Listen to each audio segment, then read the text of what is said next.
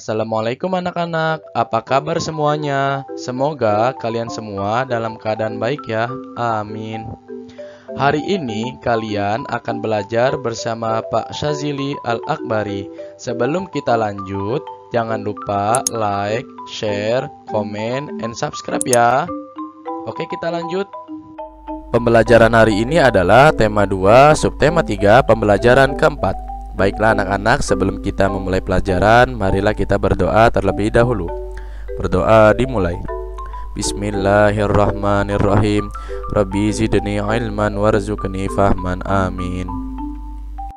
Hari ini kita akan belajar pelajaran IPS KD 3.3, yaitu tentang cara menghargai usaha orang lain, dan juga bahasa Indonesia KD 3.2 tentang menceritakan kembali isi teks. Dan terakhir ada PPKN KD 3.2 tentang sikap tanggung jawab terhadap kebersihan lingkungan.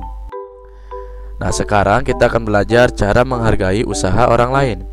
Kita telah mengetahui pentingnya sikap menghargai setiap kegiatan ekonomi atau usaha orang lain untuk memenuhi kebutuhan hidupnya masing-masing. Beberapa cara yang dapat dilakukan untuk menghargai usaha orang lain sebagai berikut. Yang pertama, kita tidak boleh merendahkan usaha orang lain ya. Jangan pernah merendahkan. Selain usaha, kita juga tidak boleh merendahkan orang lain dalam hal apapun.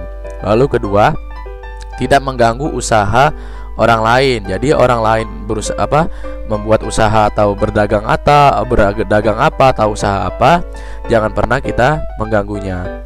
Lalu tidak merasa iri terhadap keberhasilan usaha yang dicapai orang lain. Jadi kalau misalkan kamu punya teman ya sukses dalam bekerja atau dalam berdagang, itu jangan pernah kita iri. Justru kita ambil sebagai motivasi. Kita harus bisa seperti mereka, atau kita bisa melebihi dari mereka. Lalu keempat, bersaing dengan sehat jika kita memiliki usaha yang sama. Misalkan kita usaha dalam berdagang ya, sama-sama dagang, maka kita harus bersaing dengan sehat. Ya, kita harus bersaing, tidak boleh merendahkan usaha dia. Misalkan kita dagang pempek, nggak enak pempek dia pempeknya dari daging aneh misalkan gitu. Jangan ya, jadi harus bersaing dengan sehat. Lalu kelima, jika kita telah sukses dengan usaha yang kita jalani, sebaiknya kita juga ikut membantu usaha orang lain agar mereka mengikuti kesuksesan kita. Jadi kalau misalkan kamu dagang kamu sukses, kamu ngelihat teman kamu yang kurang sukses, kamu kasih tahu tuh caranya biar sukses, kamu bantuin. Dan jangan lupa juga bersedekah ya. Sekarang kita belajar menceritakan kembali isi teks. Kita sudah mengetahui nih bahwa sebuah teks mengandung informasi. Informasi tersebut dapat ditemukan secara tersurat atau tersirat. Informasi tersurat artinya informasi tersebut tertulis jelas dalam teks yang dibaca. Ingatin ya, informasi tersirat itu artinya informasi yang tidak tertulis langsung dalam teks. Jadi kita perlu membuat kesimpulan sendiri berdasarkan teks yang dibaca tersebut. Nah, sekarang perhatikan nih, berarti perhatikan contoh teks berikut. Berarti ini adalah informasi tersurat ya, karena ini tertulis, ada teksnya. Judulnya Hutan Bakau di Sepanjang Pantai. Tumbuhan bakau atau mangrove merupakan jenis tumbuhan berbentuk semak yang hidup di pesisir. Biasanya tumbuhan ini ditemukan di wilayah pasang surut di daerah tropis dan subtropis. Maaf nih, ini dan ya, bukan san. Bakau termasuk jenis tumbuhan yang unik. Bakau mampu beradaptasi dengan lingkungan pantai yang memiliki kadar garam tinggi ya. Lalu selain itu, bakau juga memiliki akar napas yang menjulur di atas permukaan air yang dapat membantunya melakukan pernapasan. Tumbuhan bakau amat penting karena mampu melindungi wilayah pesisir. Sistem akar pohon bakau yang saling terjalin melindungi wilayah pesisir dari erosi ya, yang diakibatkan oleh gelombang. Oleh karena itu, wilayah pesisir utara Aceh dapat terlindungi dari dampak gelombang. Kerimbunan pohon bakau juga dapat melindungi wilayah di sekitar pesisir dari terpaan badai. Bukti kekuatan pohon bakau menahan terpaan badai terjadi ketika angin siklon hebat menerjang pesisir timur India pada tahun 99. Wah, ini bapak lahir nih. Pada peristiwa itu, angin siklon itu mampu menghancurkan wilayah Orissa. Dari keseluruhan daerah yang mengalami terpaan angin siklon, hanya wilayah Pulau Nasi yang tidak mengalami kerusakan berarti.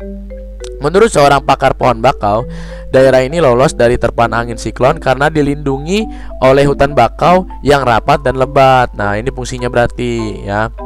Lalu selain itu, tumbuhan bakau juga berperan penting dalam menjaga kelangsungan hidup berbagai jenis makhluk hidup.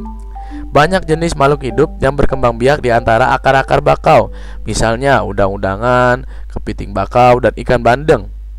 Oleh karena itu, wilayah hutan bakau berperan besar bagi pengembangan perikanan pantai. Nah, kita dapat menceritakan kembali isi teks hutan bakau di sepanjang pantai dengan bahasa kita sendiri. Sebelum itu, kita harus melakukan beberapa hal. Perhatikan langkah-langkah berikut. Yang pertama, kamu bacalah teks hutan bakau dulu ya di sepanjang pantai dengan seksama. Tadi kita udah baca nih. Lalu buatlah daftar pertanyaan berdasarkan teks hutan bakau di sepanjang pantai. Lalu jawablah pertanyaan-pertanyaan tersebut ya. Nah, kita bikin nih pertanyaan contoh nih. Apa itu tumbuhan bakau? Lalu kita jawab. Tumbuhan bakau adalah merupakan tumbuhan yang hidup di wilayah pesisir. Ya, tumbuhan ini berbentuk semak dan mampu beradaptasi di lingkungan pantai yang memiliki kadar garam tinggi. Lalu kita bikin lagi pertanyaan kedua. Mengapa tumbuhan bakau penting untuk di wilayah pesisir? Jawabannya, tumbuhan bakau penting karena mampu melindungi wilayah pesisir dari erosi yang diakibatkan oleh gelombang dan badai.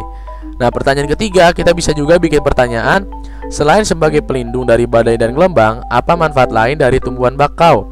Yaitu jawabannya menjaga kelangsungan hidup makhluk hidup seperti udang-undangan, kepiting, ikan, dan bandeng. Nah, lalu habis itu kita lanjut yang ketiga. Ya, yang ketiga itu kita harus merangkai kembali jawaban-jawaban menjadi paragraf yang lebih singkat. Nah, tadi pertanyaan yang tadi kita bisa jadi satukan menjadi kalimat seperti ini. Yaitu tumbuhan bakau adalah tumbuhan yang hidup di wilayah pesisir. Tumbuhan ini berbentuk semak dan mampu beradaptasi di lingkungan pantai yang memiliki kadar garam tinggi ya. Tumbuhan bakau penting untuk wilayah pesisir karena mampu melindungi wilayah pesisir dari erosi yang diakibatkan oleh gelombang dan badai. Selain itu, tumbuhan bakau juga memiliki peran penting dalam menjaga kelangsungan hidup makhluk hidup seperti udang-undangan, kepiting bakau, dan ikan bandeng. Nah, itu tadi pembahasan tentang menceritakan kembali isi teks. Jangan lupa dicatat itu ya. Lalu kita lanjut ke singkat tanggung jawab kebersihan lingkungan. Lingkungan yang bersih diperlukan dalam kehidupan bermasyarakat. Masyarakat merasa nyaman tinggal di lingkungan yang bersih, betul nggak? Menjaga kebersihan lingkungan merupakan tanggung jawab masyarakat ya. Oleh karena itu, masyarakat harus melaksanakan kewajibannya, yaitu menjaga kebersihan. Tanggung jawab menjaga kebersihan lingkungan dapat dimulai dari lingkungan terkecil, yaitu keluarga. Di rumah tuh ya. Setiap anggota keluarga wajib menjaga kebersihan lingkungan rumah sesuai kewajibannya masing-masing. Setiap ruangan di dalam rumah harus dijaga kebersihannya. Misalnya ruang tamu, ruang keluarga, dapur, kamar tidur, dan kamar mandi. Kebersihan halaman rumah juga perlu dijaga ya. Kebersihan setiap lingkungan keluarga akan berpengaruh pada kebersihan lingkungan di masyarakat. Setiap warga masyarakat harus menjalankan kewajibannya, yaitu menjaga kebersihan lingkungan. Misalnya, tidak membuang sampah sembarangan, menjaga keindahan taman lingkungan, dan mengikuti kerja bakti membersihkan lingkungan. Masyarakat harus sadar akan kewajibannya dan melaksanakannya dengan penuh tanggung jawab. Dengan demikian, kehidupan masyarakat akan nyaman, aman, dan sejahtera. Kondisi berikut ini merupakan contoh hasil sikap tanggung jawab terhadap kebersihan masyarakat.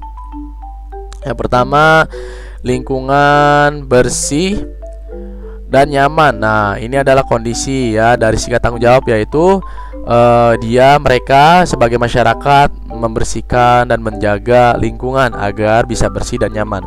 Lalu juga ini kondisinya terhindar dari penyakit. Ya, dari tadi kamu semuanya masyarakat pada bersih-bersih, selain dari lingkungan bersih dan nyaman, terhindar juga dari penyakit.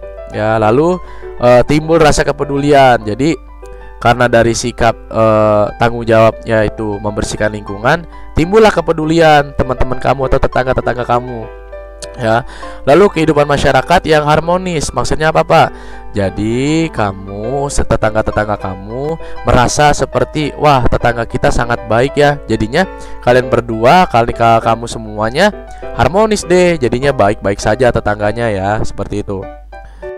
Nah, itu tadi materi pembelajaran keempat. Jangan lupa kerjakan tugasnya halaman 111 yang Ayo renungkan.